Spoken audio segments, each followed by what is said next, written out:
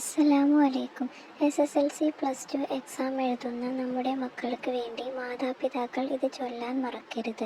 മാതാപിതാക്കളോ exam എഴുതുന്ന മക്കൾക്കോ ഇത് ചെയ്യാവുന്നതാണ്. എക്സാം എഴുതുന്ന നമ്മുടെ മക്കൾക്ക് വേണ്ടി മാതാപിതാക്കൾ എന്താ ചെയ്യേണ്ടത്?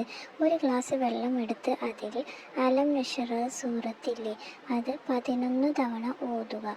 ഓരോ തവണ നമ്മൾ ചൊല്ലുമ്പോഴും അതിൽ 3 വട്ടം വീതം നമ്മൾ ഇഷ്ഫി ഇഷ്ഫി ഇഷ്ഫി എന്ന് മന്ത്രിച്ചുകൊണ്ട് വെള്ളത്തിൽ നമ്മൾ ഓതിയിട്ട് കുട്ടികൾക്കോ അല്ലെങ്കിൽ എക്സാം എഴുതുന്നവരാണ് ചെയ്യുന്നതെങ്കിൽ അവർ കുടിക്കുക. ബിസ്മില്ലാഹിർ റഹ്മാനിർ റഹീം.